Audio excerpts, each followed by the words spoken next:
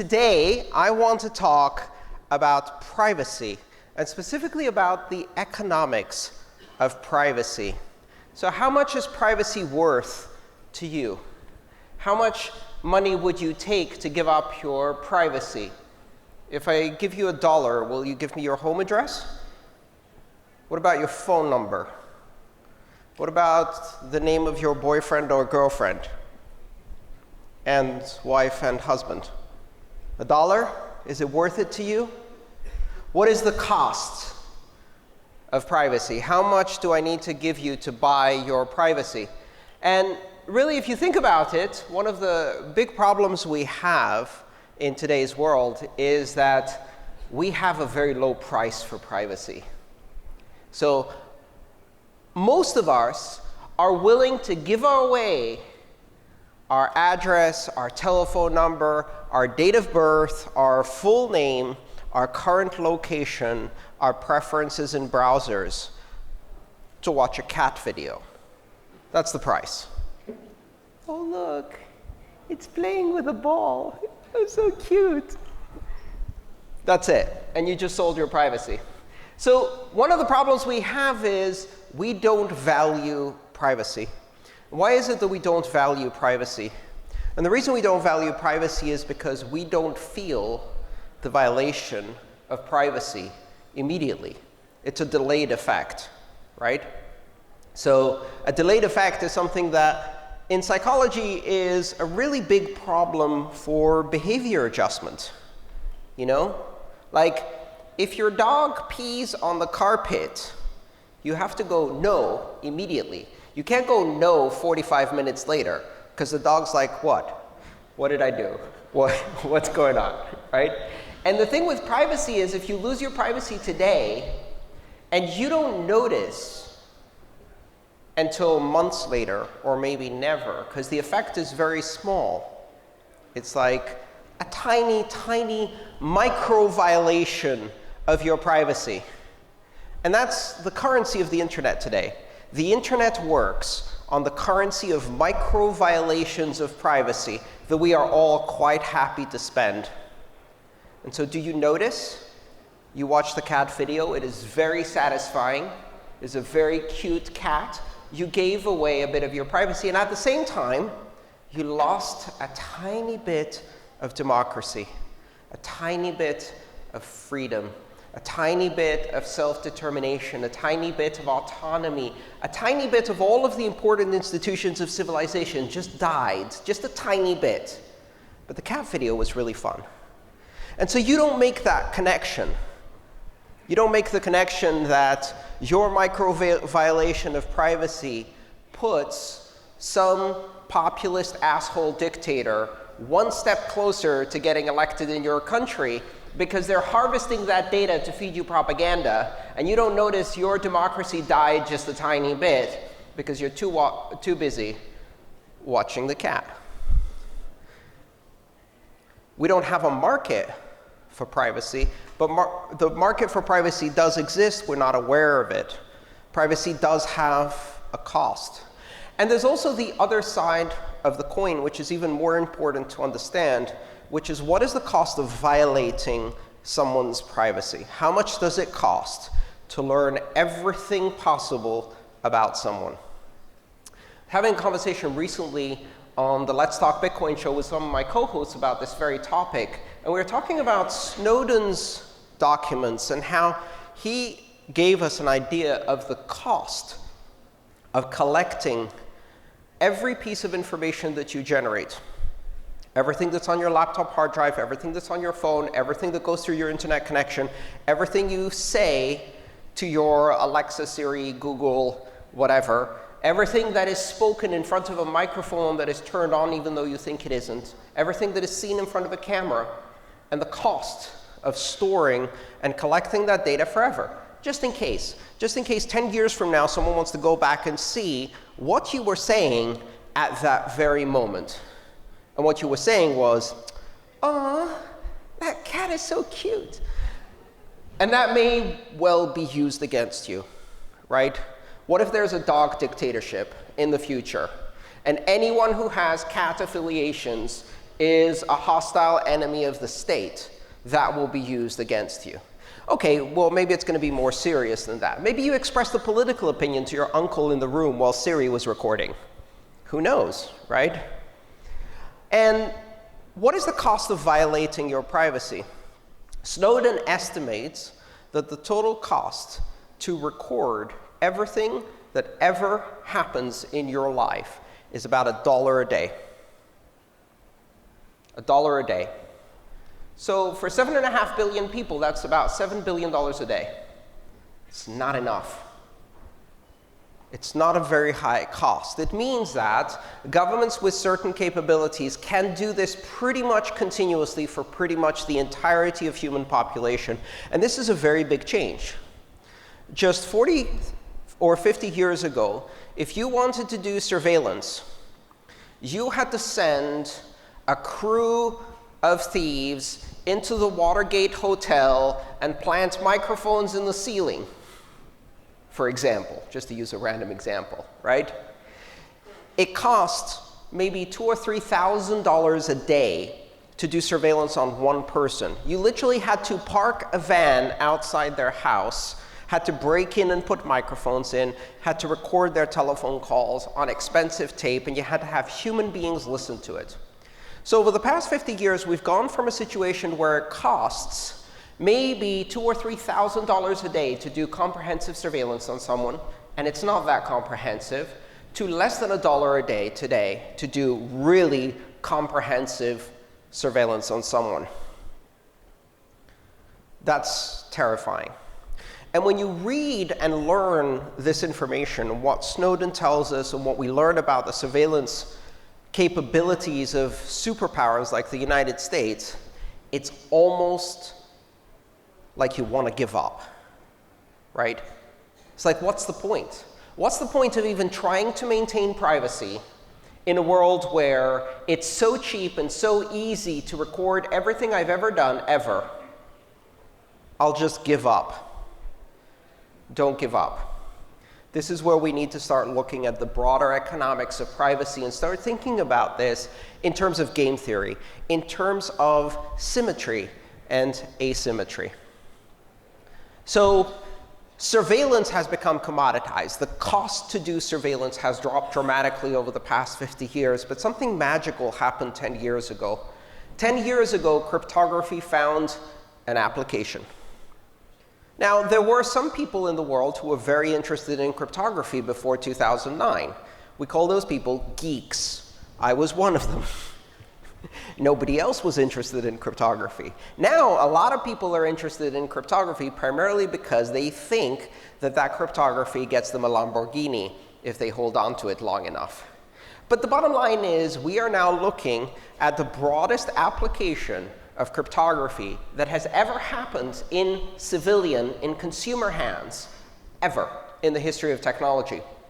We now have at our fingertips the same cryptographic tools that superpowers have, each and every one of us. And this new way of monetizing cryptography, because we cryptographically secured money, means that now there's an enormous amount of research going on. If you look at the research in zero-knowledge proofs, in advanced cryptographic structures and primitives, algorithms, and all of the infrastructure of security around it, we are now living in the golden age of cryptography and personal privacy. Yeah.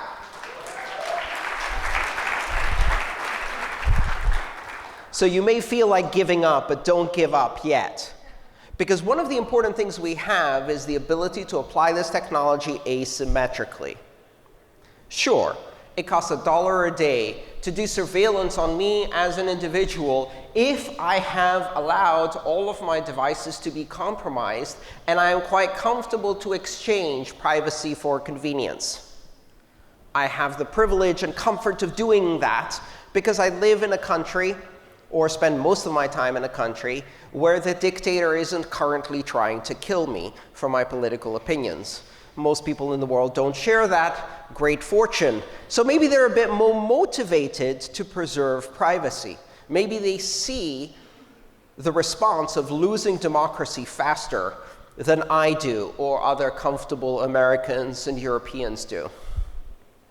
So we can use these new tools of cryptography to make it more expensive to do comprehensive surveillance. And that is the real key. This is not about the ability of a superpower to say, that guy, I want to know everything about that guy from now until forever. The truth is, if you're Julian Assange and you have messed with the US government, you're fucked, right? There is no amount of money they're not going to spend to make your life miserable and destroy your life. They're willing to burn the Constitution in order to punish one person for revealing war crimes. You're not going to get away from that. You can't resist, as an individual, you cannot resist the stare of a superpower that is determined, despite all of its laws, constitutions, and principles, to mess with your life. But they can't do that to everyone. And they can't do that to everyone all the time. And so the trick is to understand the scale at which you can enforce privacy against the people who you can enforce privacy against.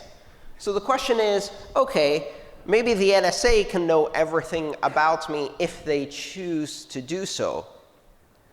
But does the Uruguayan border authority that I happen to be in contact with for 15 minutes need to know everything about me? Does the local bus driver need to know everything about me? Does every single corporation I have an account with on some digital system need to know everything about me? Am I going to provide every bank out there with a complete record of every transaction I've ever done so that I can get cash back at 3% on selected purchases of gasoline? OK, the inflation rate is well over 4%, so effectively, I'm getting nothing and giving away all of my information. So can we win this battle? Can we finally prevail over these surveillance monsters? We can. For the first time in history, individuals can apply a degree of privacy that can protect them against blanket surveillance. And of course, the immediate response, the moment you try to grasp for a tiny sliver of dignity and privacy in this huge, inhuman society and world we've built, is, but the criminals will have free ability to do whatever they want. No, they won't. Because once again, if you decide, I'm going to go after that guy, as a society, we have the ability to do that. That is the difference between lawful due process and authoritarian dictatorships. The ability to say, I'm going to go after that person. Why? Because here's the things that we have probable cause that they have done. Here's a judge that has validated this information. And now I am not just lawfully, but ethically clear to do that. The question is, do I get to watch all 7.5 billion people as a government just in case one of them does something wrong? That's the asymmetry of privacy that we have to fight for here, which is to block and make impossible comprehensive and continuous surveillance of every person on this planet. Step one, basic defense against comprehensive surveillance. And every time they say, but the criminals run the government. But the criminals run the banks.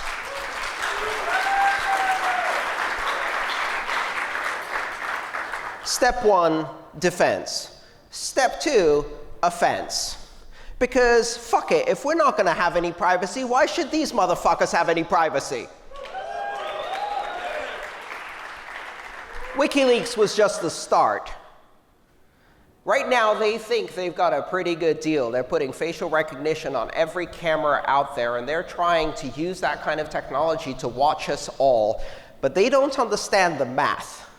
Because trying to watch everyone with facial recognition or voice recognition or gait recognition or whatever, when your sample size is, say, 380 million people, is a hell of a lot harder than us getting together and writing an open source application that dumps the photos of every judge, politician, and police officer in the country on a blockchain where it can't be erased, and using that so that every single one of our phones, every time we go smile to take a photo of a birthday party, says, oh look, in the background 300 meters away, there's a judge, there's a cop, that cop beat someone up last week, I also saw him in Brooklyn, and fucking turn that panopticon back on them. Surveillance. We have the ability now to turn the asymmetry of privacy against those who will try to put us in a panopticon dictatorship of continuous surveillance, because there's more of us, we have more devices watching, and we have the ability to strip them of their privacy faster than they can strip ours. So we don't just defend, we also go on the offensive. You want to stop facial recognition being installed in cameras? You want to see legislation passed to protect the privacy of your face? Put some cops in a database and point every camera at them so that the moment they walk out of their house every single day, everybody knows who they are, where they went, and what they did 24 hours a day, and watch how fast the laws change. We can do that because we have the asymmetry of numbers. So we will defend by increasing the price of surveilling us all, by decreasing the cost and democratizing our ability to secure our own privacy, by reducing the cost of access to the necessary technology, by making the strongest possible cryptography available to everyone, everywhere, not just for their financial activities, but for all of their activities throughout their life. We will take back our data and encrypt it hard. Not all of us. Some people, they like Facebook. Well, oops. I like democracy. The two are not compatible. You have to choose. Cat videos and Facebook, democracy and freedom.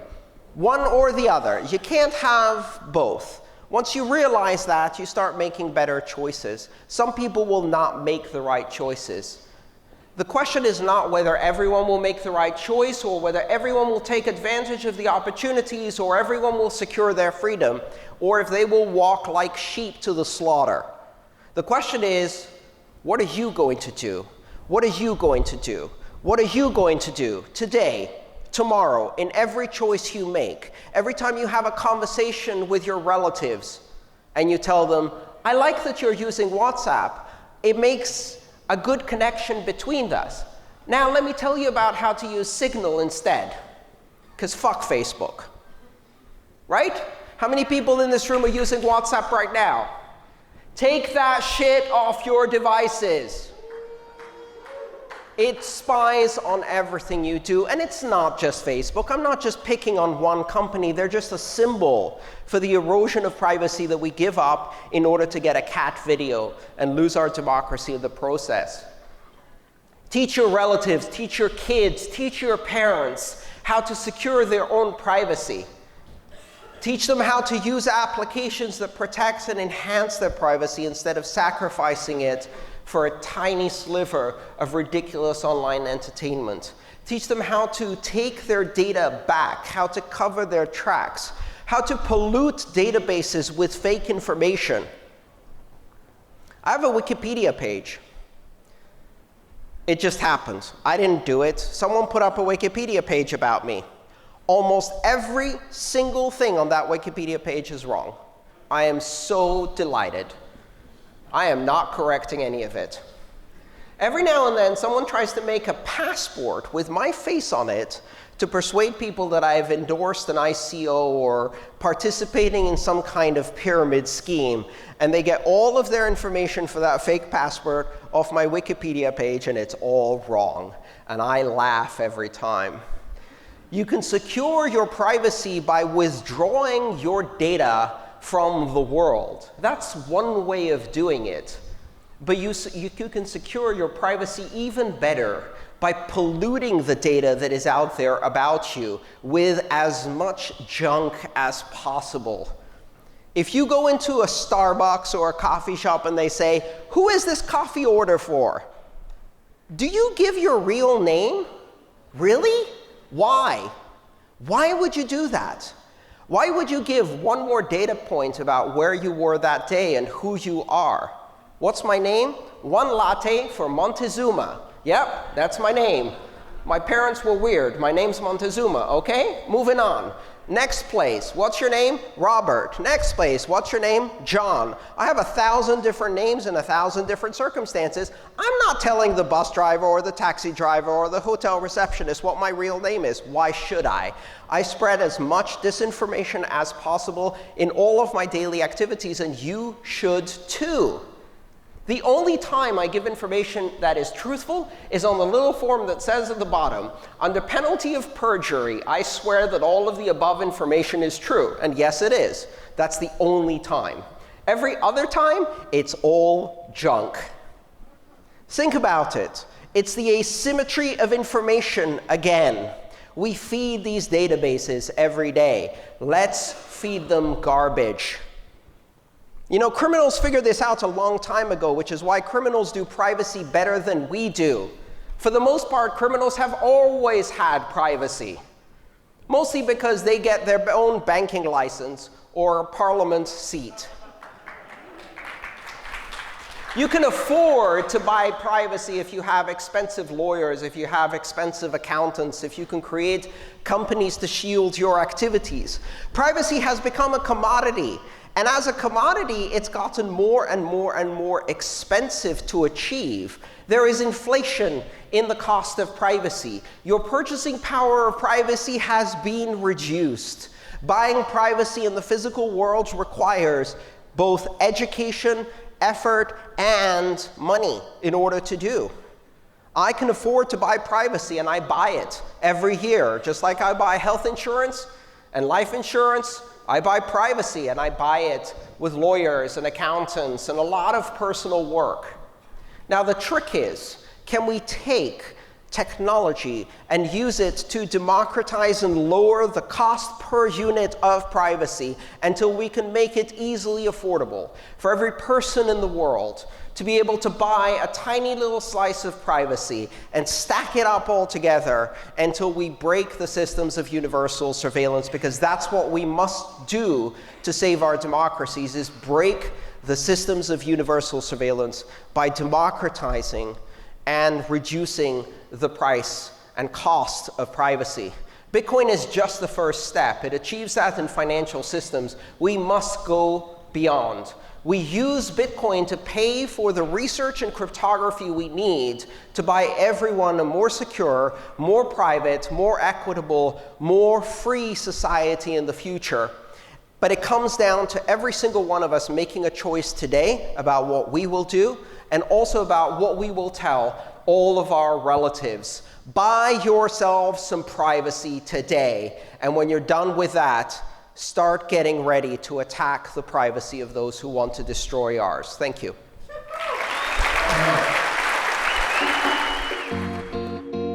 If you enjoyed this video, please subscribe, like, and share.